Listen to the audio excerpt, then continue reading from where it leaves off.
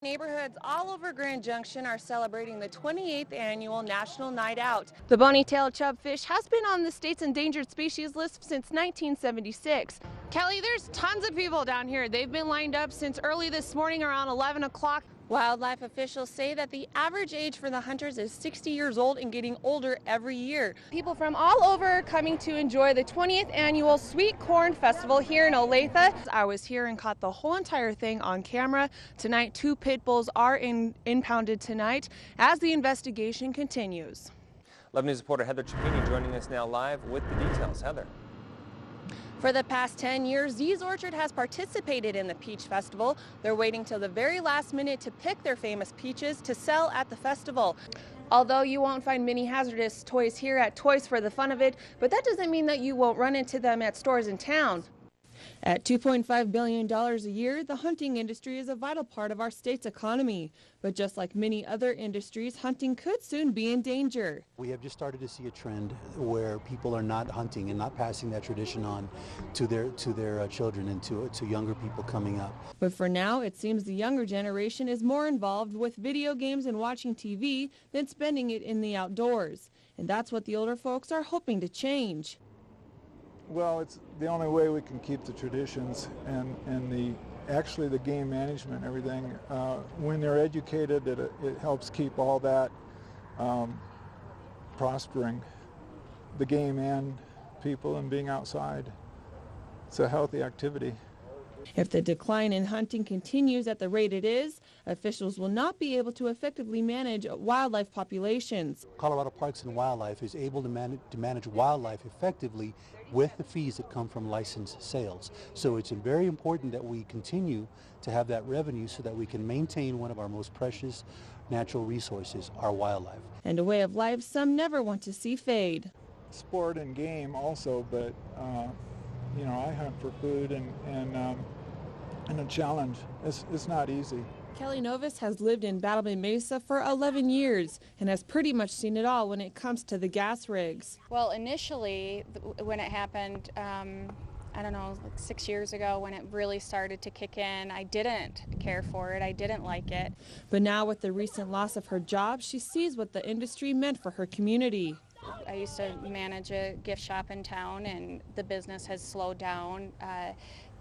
Most of those companies that were here were pro-community. But others are fighting the industry. This week, a lawsuit was filed against Antero Resources. It alleges drilling activities are exposing them to hazardous substances and hurting their property values. Well, I'm most worried about the air quality. I've developed a kind of allergy of some sort since living here that bothers my respiratory system, and I'm pretty sure it's due to the chemicals in the air. Along with complaints of the air quality, there are also worries about the water quality. But Paul Light with the Battlement Concerned Citizens says he's just seeking balance. Our position has not been to try to stop the drilling, because that's impossible. But our concern is to make it as safe as possible. So we did a lot of things to try to increase the safety for people. The lawsuit was filed on behalf of the 5,000 people that call Battlement Mesa home, but many of the people we spoke with, like Novus, says they want no part of the lawsuit and say it doesn't represent their voice. It would be nice if Colorado worked a little bit better with these companies. I don't think they're all bad. I don't think they're all good, but most of them are very respectful for the community and the people that work here. One might wonder how a so-called bank robber gets the idea of actually robbing a bank. For Brandon Smith and Troy Ashley, it all started with a movie. We was sitting there watching a movie called Town one day, and it was about bank robbers, and that's where we come up with it. So did you get your ideas from the movie?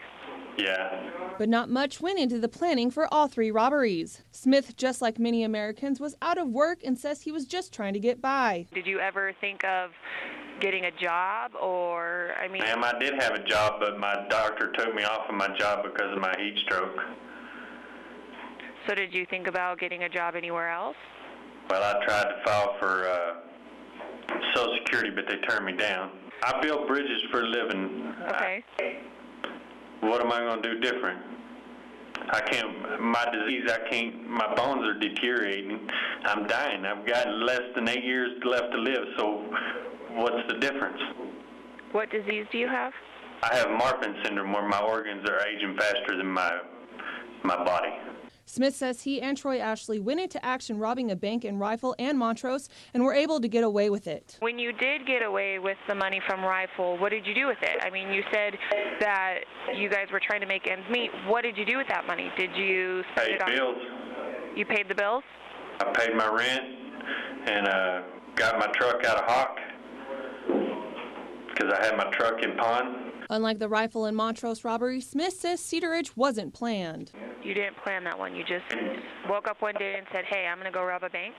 No, we went riding around and we drove by it and he asked me what I thought of it. I said, "I don't know, Bubba. You're the one that's running, not me." I told him I'd be waiting right there in the car wash, and he took off and went and did it, come back, and I guess somebody seen my car and told on us. I was standing behind him and beside him, and I will take the responsibility for my actions. I told him that I would stand beside him. I wouldn't put